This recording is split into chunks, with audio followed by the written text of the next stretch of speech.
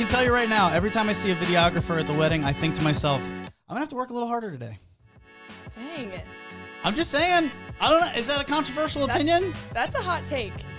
Look, every time I see them, they have to put stuff on top of my stuff. Like, I'm wondering, like, if I put stuff on top of their cameras, would they be cool? You know what? We'll get into the whole thing. I have thoughts. Jess is here. Hi, Jess. Hello, hello. You're a photographer. You might stand with your videographer brethren.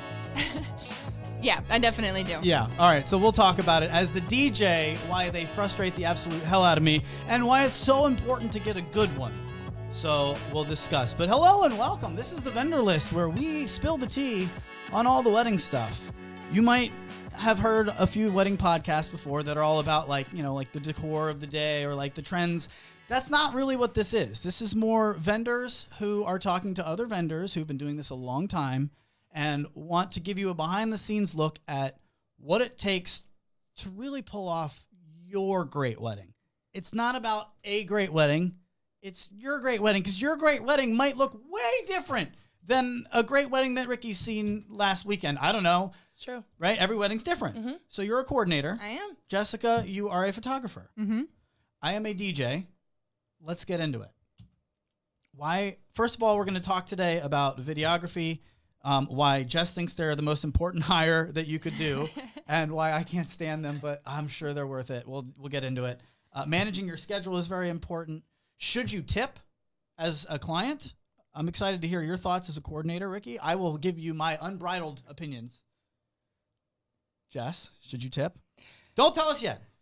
I was going to say, you want to get into it right now? And then why you should overplan and how much it helps for those couples that are super chill. We've got a little tip for you, so make sure you stick around to the end. And then also, frothers are big. Yeah. We'll learn why. So with that being said, let's just get right into it. Videography is important, I'm sure. Why? Jess, tell us. All right, well, I will say that my feelings on videography has changed over the years, but there was one moment I can pinpoint where my feelings, my love for videography became very strong. I had my son almost 10 years ago, and up until that point, I would have said that photography is, the biggest part of your wedding day, the thing that you really get to keep forever. So after I had my son, I found myself looking back on like photos from 5 or 6 or 9 years ago. And the photos are always awesome, but the video, which surprised me, the video is the one thing that still will like bring me to tears at the drop of a hat. So photos are what you're going to hang on your wall. They're what you're going to show your grandkids. But video, if you really want to instantly be transported like right back into that moment, video is where it's at. You can never again hear like what your grandparents sounded like when they laughed, what your best friend sounded like when she cried during your toast. Like, photos can't give you that, so. And that's from a photographer. That's not, I mean, she's a photographer. That's absolutely. Well, I can say that because I know I'm not going anywhere. Everyone wants a photographer. That's so true. That's so true. Like, you could always just put a Spotify playlist on. You could always, like, coordinate your own wedding. I always say good luck if you're going to do either of those two things. But what, are you going to have grandma take the photos? Yeah. Why do people care so much about the photos? It's unbelievable to me. That's the thing that's the social media world. Yeah, social media is getting hung up on their walls. Photo albums, these are things they'll show their kids, their grandkids forever, but kind of along the same vein as like your son's video. Like me and my husband, every year on our anniversary, we rewatch our wedding video. Really? That's like part of our thing. I mean, I can look at I'm like, oh, here's one of my wedding pictures. Cool. Okay, anyway. But like we'll actually stop, set up the time. Okay, focus in. We're going to watch the wedding video today. So do you cry? I did the first time.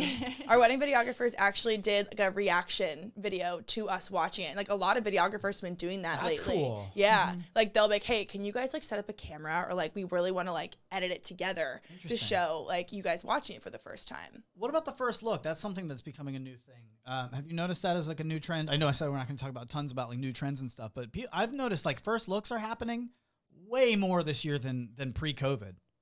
Is that something you guys have seen? I mean, I can speak to it, but I mean, I didn't have a first look for my wedding. However, and I'm usually like the traditionalist that's like, no, you should see each other when you walk down the aisle for the first time, you know? But from a coordinator's perspective, when I see like, do you want to do a first look in the questionnaire? And they're like, yes. I'm like, yes, because we're going to get so many more photos done. Like cocktail hours is going to go, for the most part, on time. You're going to get all these pictures done beforehand, and like it's not like a crunch time during cocktail hour reception. If anybody doesn't know, Jess, why don't you tell them what a first look actually is? So a first look is when your couple sees each other before the ceremony, usually by themselves, maybe with the wedding party, but it's just the couple gets to see each other and spend 20 or 30 minutes taking some portraits and really sort of enjoying that moment together without, 150 sets of eyeballs. I have seen something really cool that somebody did is they hired, I'm just going to throw her a plug. Spencer Grace Art Space. Anybody know her on Instagram? No. Damn. We'll throw something on here to make sure to plug her.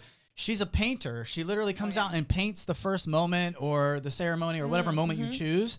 And she takes a picture of it as it's happening from behind the scenes, and then the whole day she's just sitting there painting that moment. Yeah, like live painters. And then, like a live painter, and then she just presents the couple with that painting, and it's like, okay, that's pretty cool. Yeah, I've got a few of those local on my vendor list now because it's probably my favorite new thing is having a wedding painting. And at the end of the night, you've got a painting to hang up. It's so cool. So does anybody want to know why I hate videographers then? Because obviously they're important. All right, let's hear it. It's probably just DJ gripe. I'm sure it is.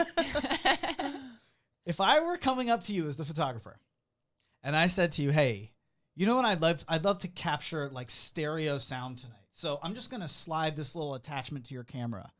Okay? And it's just going to be this clunky weird thing that's now on your equipment. You cool? And I'm going to use some tape also around your camera to put that on your camera.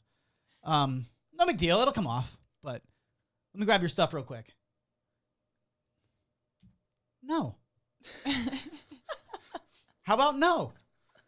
Like, prepare your own stuff. Like, it's unbelievable. It's one thing that they always need to feed. Like, a videographer's always, I'm going to say, hey, what's going on? You guys need to feed, right? You need to get the audio of what's coming out of my board so that you can get the toasts and whatnot. So they're always like, yeah, sure. So, like a quarter inch, I guess, or like an XLR. I'm like, yeah, I got both. And they're like, I don't know. And I'm like, just, yeah, okay, it doesn't, well, okay, here you go. A good videographer doesn't do this. I'm talking about a crappy videographer that they're more often than not. Yeah, I was gonna say I'm trying to like rack my brain thinking of like if I've seen a videographer do this before, but I feel like most videographers I've worked with, they just come with their own lapel mic. You know, maybe they will do that as a backup because maybe something on my board happens like in the first minute of this show where you heard a little bit of. Right? They don't want any of that for the video. I get it. Like, I totally get where they're coming from. But they'll like put these attachments on my microphone that like make it all weird now, and then like the officiant's like, what the hell is this? Right? It's like a backup recorder mic on a sleeve around my handheld microphone. The toaster's already nervous as all get out. They're like, what is this now? And then they're like unable to figure out where they want to put their equipment. They put it all over my desk with all their cables hanging around. I'm like, whenever there's not one, I just feel like I can breathe because somebody isn't like completely using my stuff to do all of the things that they make more money than I do to do. Get your own stuff. What if a videographer that was there but didn't do all that, would you still not want them there? No, I love them. Okay, I'm like, Jess, it's important. I love video. Look at us. Otherwise, we would be the podcast without video. Like, I clearly see the importance of it. It's a really good question. But it's like you make so much money. Like, what does a videographer make around here? I can tell you that my rates are like $2,200 around a Saturday. So I'm pretty sure I'm the low end of the totem pole as the DJ. So, yeah, where does a videographer fall? Like $5,000? Yeah, right? From like 4 to 10. So can you buy like $100 piece of equipment, please? Get out of here. I would definitely agree that videography can be the most intrusive vendor on the wedding day. It's incredible. A great one is intrusive, and a not great one is intrusive. So here's another thing: a light bar. If they could get a light bar that goes on top of their camera, so wherever they bring the camera, what's the first thing we do when we open up the dance floor, Ricki? What do we do with the lights? Turn them down. We turn them down, girl. We get those lights down. Get people in baby-making mood. So why don't we get a videographer to post 2 massive Canon lights and shoot them right at the dance floor so everybody just scatters like they're ants being shown light on. I mean, can you tell I have this pent up? I don't mean to do this really podcast to like drive. I just wish that like the good videographers do such a good job of like staying in the background but capturing the moments. And the bad ones are like, vroom, light, vroom, light. Here's all my stuff around all your stuff. They'll stand right in front of me as I'm doing stuff, and they'll like get all the shots, and I'm like, you're on stage right now. So I really think that a good videographer is as important as it gets when you get to this stuff. I'm with you. Mm-hmm. But man, the process to get there, they can be just very, very cringe. I get very frustrated very quick. So we can switch, though. I would like to switch it over. Why don't we do that? Because we wanted to do, what, managing your schedule? Or should you tip? What do you want to do first? Ricki, you're the guest from Ricki Lee Mayers. Why don't you tell everybody about your business first? Sure, absolutely. So my name is Ricki Lee Mayers. I am the owner and lead planner of Will and Rose Events. We originally started out in Lynchburg, Virginia, and my husband and I moved here sitting at about a year and a half ago now. So it's been quite the journey. But no, it's been absolutely wonderful. Like really just built everything from the ground up, and it's been a wild year. I mean, I planned my first ever solo wedding the week before COVID. I was sitting in a Panera with this couple. Literally the night before, I Googled how to be a wedding planner. And because I knew I wanted to do it, but I'm like, okay, like what questions do I ask? I want these people to like. Wait, how did they hire you? So how did you get this job? No, so I was an intern at the time for a absolutely amazing wedding planning company down in Lynchburg, Virginia. And my aunt, actually my husband's aunt, knew of a couple that was based up in Nova, getting married in Lynchburg, and they're like, hey, my niece, like, she actually really wants to get into wedding planning, like, but she's new, so like, but are you guys like wanting to work with her? And they're like, yeah. Obviously, you get a big discount when you work with someone that's new like that. So yeah, just met with them for the first time, and we went into the Panera, and like, that's when they started doing like the big stickers on the table saying like, sit here, you can't sit there, and we're like, that's weird. Okay, we'll just sit in these like couches, I guess. And I think it was 2 or 3 days later that world shut down, and they were originally planning like a massive wedding, and it like their plan changed, and their wedding at that point was in August, and then I just fell in love with the whole process, even though it was during the worst time ever. I think low-key a lot of people were like, you want to go into the wedding industry at this time? Yeah. Like, are you good? And I was like, smart. Yeah, I was like, yeah, I do. And so I continued to learn from really, really great people. And then I knew my husband and I were going to be moving at some point. So I kind of had to ask myself, okay, do I want to continue to be an assistant somewhere, or do I want to start my own like business and like be the planner, be the boss? And that's what I did. And it's been a whirlwind ever since. I mean, we've been featured kind of all over the place. We have a team of 6 coordinators and leads, and then it'll go into 8 next year. So it's been great. It's been wonderful. Stay tuned to find out if she has any regrets. All of them. Oh, I'm so glad that you're here joining us. So thank you for telling us about that. I worked a wedding with you 2 weekends ago. That's how we met. Yep. And it was a blast. I told you that it was one of the more just organized timelines, and not timelines, but just like events that I've been to. Thank you. And I really enjoyed working with you. So that's why we grabbed you on the show. And obviously you all can see she's doing a wonderful job. Jess, you're our co-host. What's up? Who are you? What is happening? And are you enjoying the new Call of Duty? Yes, and yes. Tell us about your business. Yeah, so I'm Jessica Nazarova, and I've been a wedding photographer in the DC area. I'm about to finish my 9th season. So November is the end of my 9th wedding season. Next year is year 10. And I absolutely love it. My son says that I get to party and eat cake for a living, which sounds about right. Yo, get out of the way when they bring the cake out. I'm telling you right now, like, clear the way, because she's going first. Listen, I've had couples order a cake topper to cut and then turn around and hand to me because they don't like cake, but they know that I need cake. That's amazing. I like to joke that cake is in my contract. Maybe it should be. Yeah, so you got a ton of experience. You've been doing this for a while. Yeah, I've been doing this for a while, and I am lucky enough to have kind of figured it out early on that I want to work with fun, awesome, colorful, like excited people. And so, I feel like I just get to do the coolest and best weddings where really the most important thing is that like we have a freaking blast. Bringing people's vision to life is one of the most important things to me. My name's Adam Carluccio. Hello and welcome. We wanted to do this. I'm a DJ, but guys, can I tell you right now, ladies, I'm no longer a DJ. Don't call me a DJ, please. I hate DJs. And I didn't realize it until I did a wedding with Ricki 2 weeks ago. Because she said something to me that really hurt my feelings. I had to go in the bathroom and rethink things. That's dramatic. That is very dramatic. And then I said to myself, why did she just say that to me? You know what? What did I say? I think I understand now. And then I went home and I did some research and I figured it out. Most DJs, they're worse than the videographers. They're the worst. And I am not here as your host of the show to be kind of complaining pants all night. Like, I really want to pump things up and to really build up other vendors that we've seen do a good job and talk about why they do that and how they get these constant great reviews from clients. Like, that's what we're here about. And I wanted to start today about videographers because obviously that was on my chest. It was really kind of a funny gripe. But for me, like, I went and I did some research because Ricki said, now listen, Adam, hello and welcome before you even get set up and have done anything at all. You've done no reason to make me think. You've done no reason to make you think, to make us think that you are incompetent for any reason. But I will tell you right now, I'm going to be all over your stuff today because I micromanage and I don't trust DJs. I've been burned in the past, and I'm going to be all over your shoulder all night long. In less words. I did say I've been burned in the past. I will tell you that right now. That is correct. Legitimately, and I was not mad at you at all.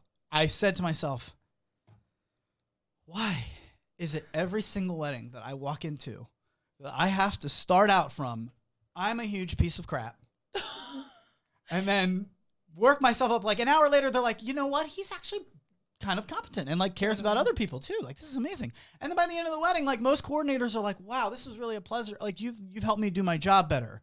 And like you've been like a helping hand instead of like a hindrance. And so I realized, are most DJs hindrances? I went home and I started looking on like some of these DJ groups that I'm in. They're weird. They're rude. A DJ is totally a make it or break it vendor. Yeah, It's the one that I really caution people, like, stay on my vendor list or hire someone you have seen at a wedding that just blew you away and packed the dance floor because DJ is the one who's really going to keep your guests excited on the dance floor, having fun, who's going to get every generation on the dance floor too. I think that's really important. So that alone, but I mean, I went and so like I'm part of these and thank you for saying that. I know, and that's why you guys are great. But great vendors will realize other great vendors. Mm-hmm. They'll see a DJ clearing plates because they need to be cleared, not because it's not part of my job. Mm-hmm. You know what I'm saying? Like there's a little thing that's like, yo, we're making a lot of money for like 6 hours of effort. Now, obviously, we spent a whole year of planning with you ahead of time. But like, can we not be like, that's not my... If you have a vendor that starts things with, that's not my job, like that's a huge red flag to me. Yep. Pitch in, dude. You're here for one night. You know? And I see a lot of these comments from like the DJ forums that I unfortunately am a part of. And I'd like to get your guys' take on this. It's like, okay, so... I had this couple, let me not give a leading voice. I had this couple, this was a post on Facebook. I had a couple ask me to call tables for the caterer for the buffet, and I told them, absolutely not. That's my downtime. This is my break. I eat with the guests like everybody else. That's the caterer's job. And then like the comments to follow were like, yeah, hell yeah, dude, that's our time. Way to stand up for yourself. And I was just like, it's a 6-hour day. You're making what, $2,000? So let's do the math. That's a little less than like $400 an hour. So you're getting paid like $380 to go sit there for an hour and kick it and eat dinner. Like that's the entitlement that I'm hearing right now. You can't just pick up a microphone and say, table two, grab your plates, table two. Mm-hmm. And like the amount of DJs that were like, yeah, F that. That's ridiculous. That caterer sucks. And I was just like, jeez. I think I get why Ricki's like a little overcautious and not the only one. I did 21 weddings in 2 months. You were not the only one to say that to me. You were the 20th of 21 to say that to me. Perfect. So that's why it was like, enough already. I promise I'm on your team. Yes. But man, what is up? Like, do you have any like maybe horror DJ stories or like any like? Does anybody have one? I know I'm hitting you on the spot. The most. I mean, Go ahead, Jess. Take it away. Give me one. Oh, I don't know that I could like pull a specific one off the top of my head. DJs are the one vendor that in 10 years that I've seen back out, sort of just like ghost a couple the day before the wedding. Oh yeah, I get a lot of that. I get a lot of like calls that are just like, hey, our DJ just canceled on us. Our wedding's in a month. Because I'll see it come in. I'm like, a Saturday in a month? What are you booking that for now? Like, what? And Ricki, it happens. Like, I probably get one of those a month. Hey, our DJ canceled on us. Hey, our DJ has COVID. Hey, our DJ has new plans. Like, what? You signed a contract. I mean, COVID is one thing. You know, like that's a new thing that's like gets like put into people's schedules now or contracts now. I guess I'm trying to like be like a little bit more like sure. I guess I could see. But like if it's like just straight up like not gonna make it anymore. Sorry, like that's a whole other thing. But so yeah, don't. So the whole purpose of this. Please don't call me a DJ anymore. I'm a wedding producer. I don't call myself a wedding producer. An MC. Yes. Absolutely. So thank you and welcome for joining us. We're going to do one of these a week, and it's going to be a lot of fun. It is the vendor list. You can just expect a bunch of vendors talking shop, and you're going to learn through us the things that we've seen, as hopefully you're already doing. I wanted to talk about managing your schedule. And then we'll get into should you tip as a client, like, you know, do we expect tips as vendors going into it? I want to tackle that. That's something that I don't think people are talking about. When you tune into this show, I want you to have the expectation that I'm going to get information that I'm not going to get anywhere else. This is not like the typical, like the core of the week. This is not like, you know, what are brides doing? I don't know. I don't even know. I get very bored very quickly at wedding podcasts, and I don't want it to be one of those. So why don't we managing your schedule? Jess, I was following you on Instagram like I always do, and you went to what, Arcade Fire last week? Yeah, we did. I took a weekend off, and we my husband and I went and saw Arcade Fire. It was phenomenal. The Anthem is my new favorite DC venue. It's incredible. You're so close. It was just an insane party. So you posted something that said like this is a reminder of why I take one weekend off per month to spend with my hubs. Definitely. And you want to shout him out real quick? Your family? Yeah, sure. My husband, Ilya. So we've been together for like more than 17 years, and still trying to find ways to like have fun, well, be kids together. This is a drain. You two are married. I'm single. I tell you, you must have figured it out. I can't figure out in 6 years how to hold a relationship around never being around ever on a Saturday, mostly Fridays too. It's hard. It's definitely the hardest part of the job is being gone when all of the birthday parties and kids' soccer games and launch parties and, you know, game nights and all of that stuff. You know, I missed 90% of it. So that can be draining on your family, on a relationship, really, on all of that. Yeah. So that's your rule? One weekend a month? Yeah, so I take 2 months off each year. Which months? February and July. Oh, smart. Yeah, July. Smart. I've started doing that. July. Charge more in the summer, by the way. Rough. You should be charging more in the summer, Ricki. I'm telling you right now. I used to charge less because I was like, oh, it kind of sucks. It's like 90 million degrees. Yeah, it's 90 million degrees. Yeah. It's an awful experience working weddings in July, making it fun for everyone else. We wear all the stress. Mm-hmm. So, like, Absolutely. dude, I'm definitely charging more in the summer. There you go. You don't really get an opportunity to go inside and cool off. You have to go from pre-ceremony to ceremony to photos to like everything's outdoors. It's hard to make it smooth and fun for everyone else. Who, by the way, is just oh man, I get so many comments because the couple is like back before things start, right? The ceremony's like 10 minutes from starting, so everyone's just like gathering, and the couple's upstairs. They don't hear the comments. I'll get them all the time. You deal with this every summer? Y'all deal with this every summer? This is humid as hell. Get out. I'm like, yeah, I know, man. It's pretty rough. It's not even like August yet. Sometimes I take a cooler to a wedding for my second camera. Not even joking.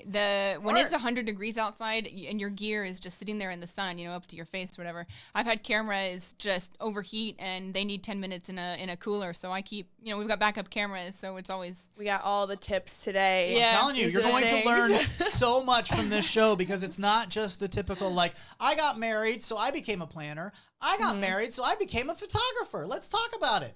Nope, listen, nothing against those people. I'm sure that they're having a lot of fun and they're doing their thing, and look, go get yours. Go if you have a calling and you had a fun time planning your wedding, you probably are good at this. But like this is more towards like we've been doing this forever and we are not people that have egos about it, even though I told Jess I have a massive ego. I do. The truth comes out. I have no problem admitting it, but I think that's why couples like working with me, because I'm very good at putting it aside for the night, because like as the DJ, like I'm like a referee. The best ones are the ones you forget. Like you're not thinking about me at the end of the night. You only think about a referee at the end of the game if he made like a terrible call, right? So like you think about a terrible DJ at the end of the night because they ruined something. I don't want that. I just want you going away from this wedding thinking like, that was so much fun. I can't believe it's over already. My feet are sore. That's where I'm going for. Absolutely. So why are you able to hold a relationship? How did you do that, managing a schedule? What is your snatch them up, and then you become a and you're like, hey, by the way, I'm going to work in the wedding industry. Yes, you already put a ring on it. You can't say no. Do you have any rules like Jess does? That was good. Jess, it's a good start. No, honestly, I really like that idea. I mean, I think it's kind of been a season of like kind of spinning our wheels. My husband also works a very demanding job where sometimes it's literally he's sleeping all day and then I'm awake and then I leave for a wedding. He wakes up while I'm gone and then he works nights and then I come home and he's not home. That's impossible. So I mean, not impossible because you're obviously making it work. It's making it work. That's but really it's hard. Definitely okay. And like a moment of like, okay, like, this is temporary. Like I'm here. I'm like supporting these couples. I'm here for them. This is like, it's not about me. It's like this bigger picture of like helping these people get married. And then, while my marriage is the most important thing in my life, of course, it's having someone that is going to be like, hey, I know you love doing this and I love you, but I'm going to try to I'm going to let you handle this now. And I know that we're going to kind of reel it in, after like peak season to say. So like next Friday is like my last weekend of like a 10 weekend straight stint without breaks every single weekend. And so I'm like, what are we going to do? Like, we got to do something. He's like, I don't know, it's winter. I know. He's like, Ricki, it was because we were at the beach the week before you started and now it's cold out. So it's Christmas season essentially. So I'm like, sorry, but no. Can I ask you ladies something I've been dying to ask some professional? Maybe we shouldn't talk about this. All right. Well, now we kind of have to. All right. Faux pas or no pas? Let's play a game. Okay. Okay. This is a faux pas or it's a no pas. It's not. Single wedding professional trying to find love. I've always felt, I'm trying to figure out how to say it. I've always felt like it's inappropriate to hit on, definitely for us to hit on guests. Mm-hmm. Cannot do it. God, a bridesmaid kissed me on the dance floor. I was like, gotta go. You're joking. Because that was like my one moment of being a cool dude. Like, not cool dude, but like, I was like, oh my God, like, Jesus, I had never had this happen to me before. I don't know what to do.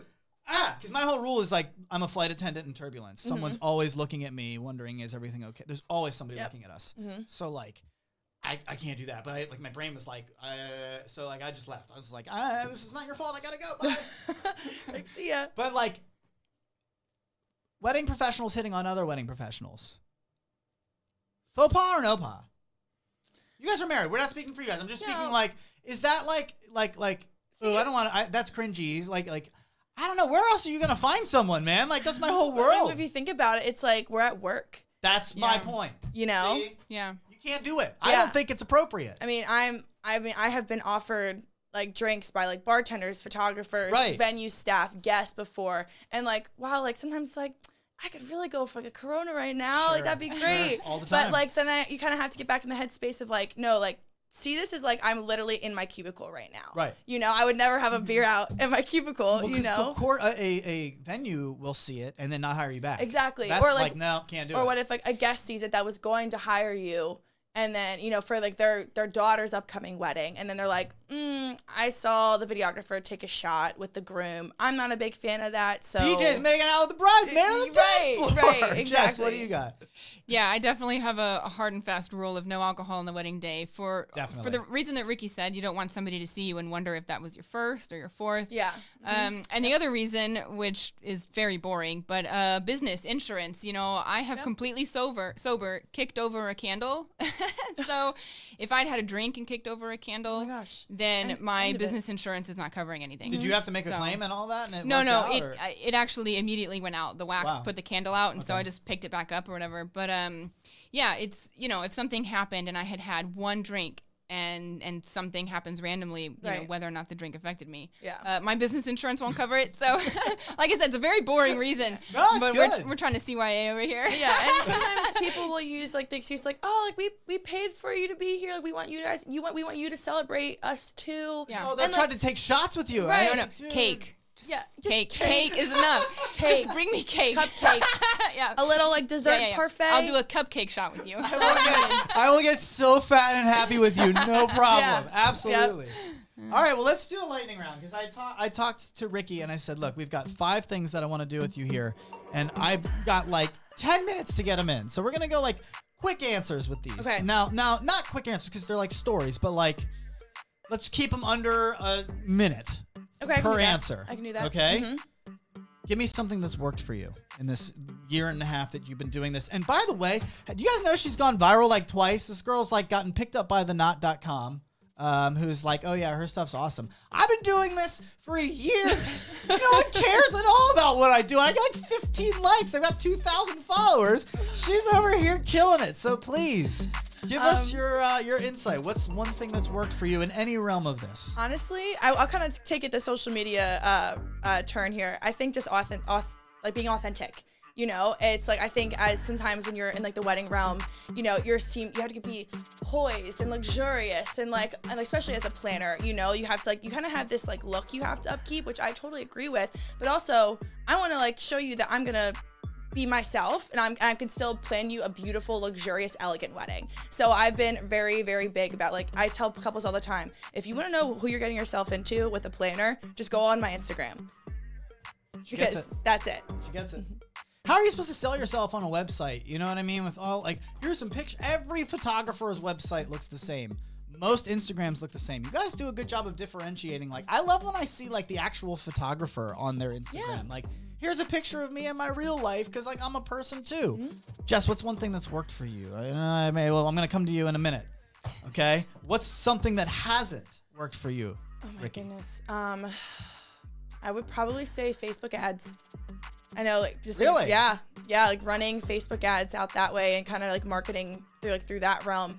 I've either like gotten like no bites or I got like maybe like 1 or 2 ever with all the ads I've ever ran, but usually it's just kind of like money that goes out the window. Same. Funny story. Give it to me. Oh my gosh. Okay, so You're killing it, by the way. Thank you. So kind of along the lines of being lucky enough to go viral one time, it was because I was at a wedding last year in Pennsylvania, and I find out from the DJ, hey, you know about the brother's surprise at reception, right? And I'm like, no. They're like, so they're planning on coming out wearing like disco outfits with like rollerblades into the reception and surprising Jenna, who's the bride.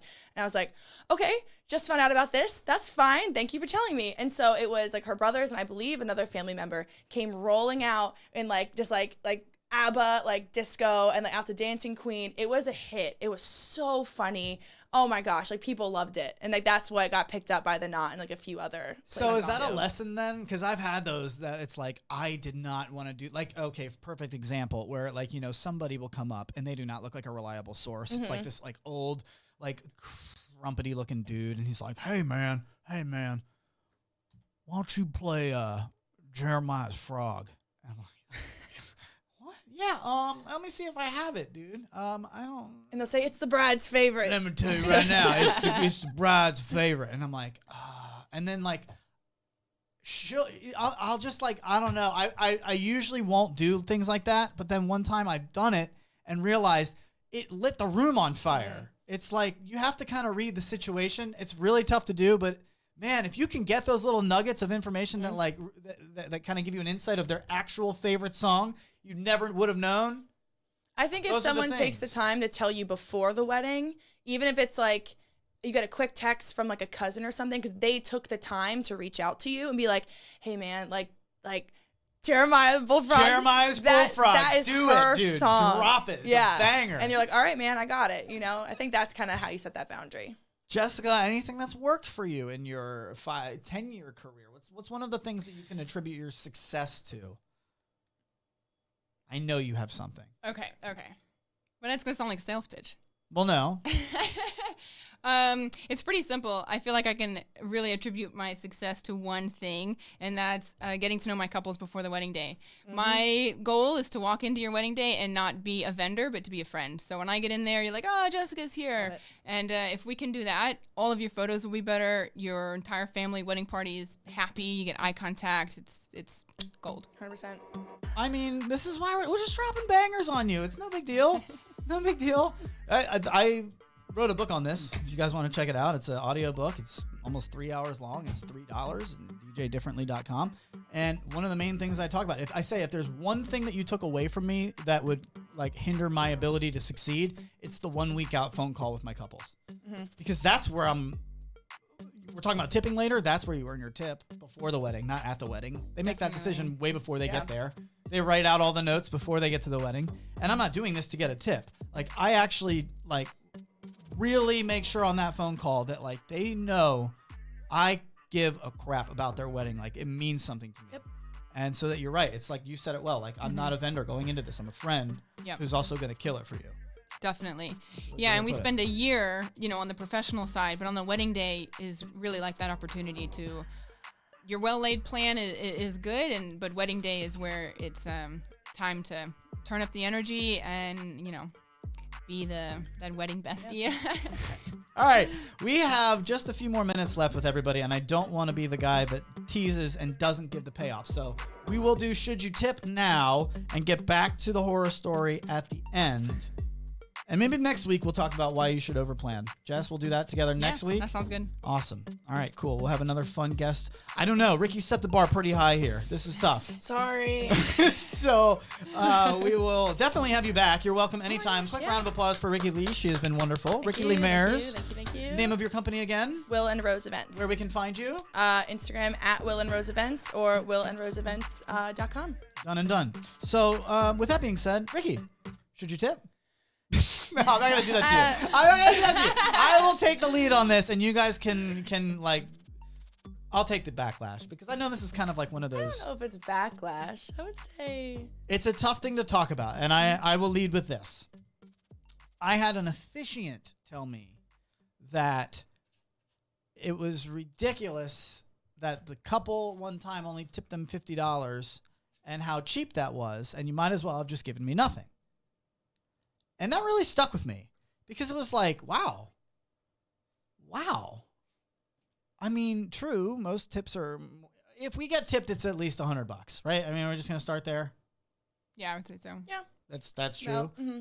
Let me ask you this. Okay, this will be fun. I want you to get a number in your head. What percentage of your couples would you say have tipped you? If you feel comfortable, would you feel comfortable with that number? Not who tips. Because I will start, I know these two, excuse me. Neither of you go into it expecting a tip, I would imagine. No, never. I don't want to put words in your mouth. No, I definitely don't go into it. Okay, so we're not those kind of people that are like the officiant that I just put on blast. But so with that, I feel comfortable saying, look here, I'll give you raw numbers. Like couples ask me that sometimes. Hey, how many do people tip? Mm-hmm. I said, well, this percentage of my couples tip. So get that in your head. Don't say it out loud. Okay, you already got it? Yeah. Damn. Yeah, you got I'm it? good. You got it? Wow. Okay, hold on. Let me think about this. I'm spinning a lot of plates over here. I will say, and we're going to do it 3, 2, 1, and we're all going to say them at the same time. Okay. All right. I'm ready. Okay, ready? Mm-hmm. 3, 2, 1. 60. 45. So, what did you say, Ricki? 60. Yeah, 50. 45. About half. Yeah, close to half. Yeah. Just under half, I think. I've never tracked it to really I don't either. give you an exact number, but I feel like it's about half the time. Ricki's killing it over here. She's just Yeah. over half. I wouldn't say that. I mean, no, I got to pull up my 2022 season and let you know one by one. But no, I would say that, I think it's different because, as a planner, I'm working with them every day for like months and sometimes over a year. I think that's kind of like the one difference. But then I've had people where I've worked with them every day. Like I have worked into the night and I've gone above and beyond for them. And there's been a few times where I'm like, well, yeah, I think maybe they'll tip me this I could use a tip for this one. Yeah. I've gone way above and beyond what I would typically do. I think so. Or maybe they have a really nice venue and I'm like, they seem like the kind of people that'll do this. Maybe it'd be nice. And then there's nothing. I'm like, okay. It's okay to feel disappointed there. Like you're not working for the tip, but you know you deserve. If there was somebody to tip, man, I just crushed it for you. Yeah, you know, like but that's I would the feeling. say that like most of my couples are like very, very, very wonderful, and like I just kind of just like do like just my job at like the level that I always do it, and they're like so appreciative, and I'm like, cool. You know, like you don't need to tip me, I'm good to go. If there are any of my couples that are listening that are like, oh my God, I'm half of his. We didn't tip. Like I never go home and say these people. No. Like it's never like that. And we don't remember. And we don't remember. We don't. Not at all. We do remember. I remember who has tipped me. Who has tipped? But if you didn't, it's not something I'll ever hold against you or even didn't make the wedding any better. I'm still going to put all the stuff on Instagram. I'm still going to post how much of a fun time I had because it's not about the tip. It's not. That's what I wanted to remind everyone. I have a just throwing out all the controversial statements here. I don't know if I should say this, but I'm going to. I have a huge problem with carryout folks who expect a tip because they're making an hourly rate. It's kind of like us. It's like, dude, we make now it's a different scale, but the carryout person who's making $10 an hour is not the waiter making $2.13 an hour. The waiter lives on tips. Mm-hmm. There needs to be a different expectation from the waiter that there is from the carryout person. Right. When that's even, I'm like, wait a minute, that doesn't make sense to me. Mm-hmm. And that's how I feel a little bit of an entitlement to, even though I still tip at carryout. Like, obviously, I'm going to help you. I get it, sure. But, like, that comment that guy made to me was just like, dude. I wonder where's your head at? Like, if I can just finish this point, right. If that's okay. Because I think what I was going to say is, in industries where you have gotten tipped at least more, maybe every other time, like where it's common for you to get a tip, it does become a little bit easy to start realizing when it doesn't happen. Like the carryout person. It's like, maybe they don't necessarily deserve a tip the same way as a waiter does, but I usually get tipped, so when you don't tip me, what the hell? And it's like, well, no. It's like sets that expectation. It sets that expectation, and that's where I was trying to get into that guy's head. Like, he probably gets tipped 50 or 60% of the time that he goes to weddings, and so it's gotten easy for him over the years to be like, cool, where's my envelope? Mm-hmm. And it's like, you got to remind yourself, dude, no, that is as far backwards as I think it should be. Am I out there on a limb on that? I don't think so. I think a lot of people would agree with you. So it's fair to say that if you feel that your vendor deserves a little bit extra and they've gone above and beyond, then go for it. But no one's going to think less of you if you don't. I would like to ask you as the coordinator, Ricki, has anybody ever I want you to tip the photographer. Here are my envelopes for the night. It's for the photographer, the videographer, not the DJ. Like, not necessarily in that order, but like, do they ever leave vendors out? Oh, yeah. It's not just like an everybody or nobody? Yeah, I would say I've seen where a lot of the times people will tip the vendors that are there. Like, there's people that are doing drop-offs. Like, there's someone that's dropping off cake or, Florals. or like, but a lot of times florals are doing setup, but like, maybe they leave, but they're still, a lot of times they're coming back to tear down too. So, but I will say that I will see a lot of times that like kind of like bakers get left out. People that are, if you're doing specialty rentals, like furnitures, like that's getting left out a lot of times because like it's not like frontward facing, and you're not like seeing the people be like, oh, they're doing a great job. I'm watching them do a great job. It's like they came in, they did their job, and they left. Jess, if a couple asked you, should I tip? Talk to that camera. What's the answer? Tell them right there. Jess, should I tip? So if a couple ask me if they should tip, generally my answer is no, it's not expected, and your vendors are also not expecting it.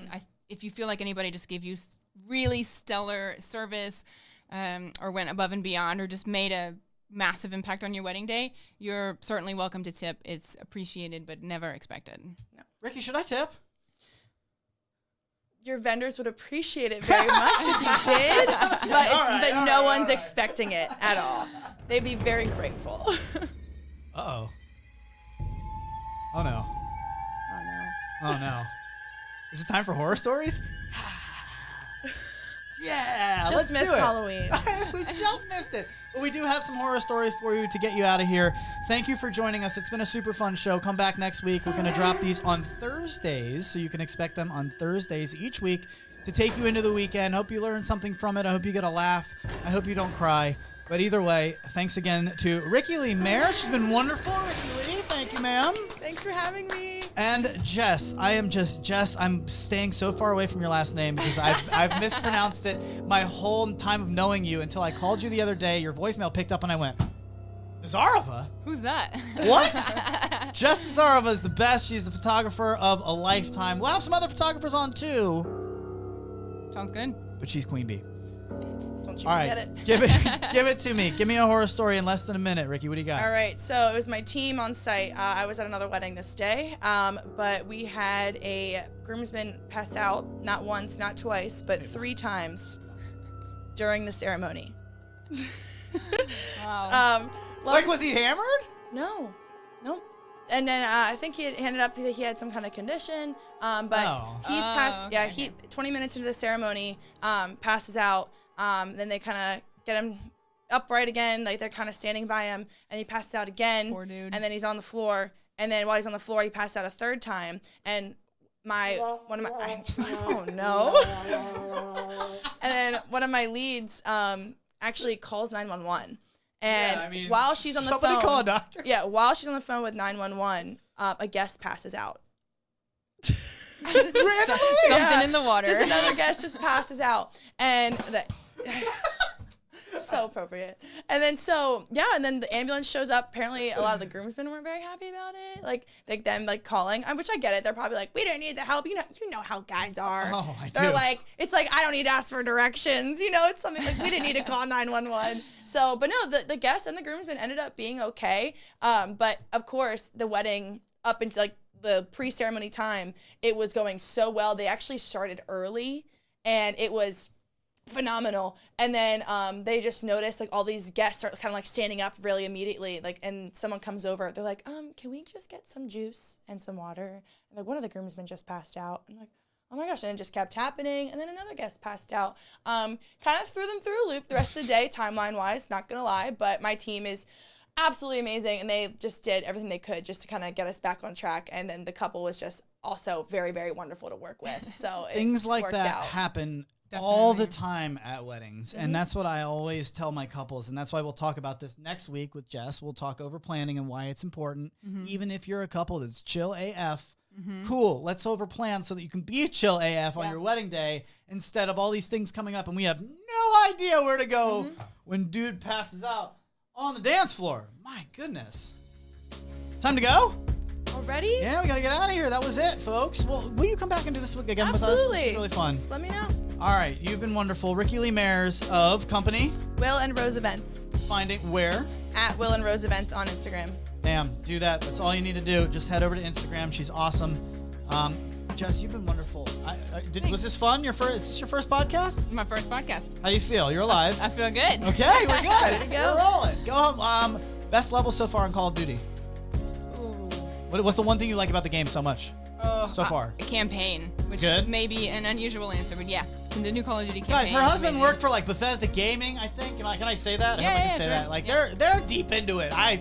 We'll do it all on another. He makes the games. Show. I play the games. Thank you for joining us, all of you. So we'll do that next week. Drunk guests and how you manage them as the photographer when you're trying to get a wedding party to stay in line. I've already got a story for you. Okay, we'll do that. We've got over planning and a whole bunch more. So thank you for everybody. This is the vendors list. For Ricki, for Jess, my name's Adam. We'll see you next week. Later, everyone.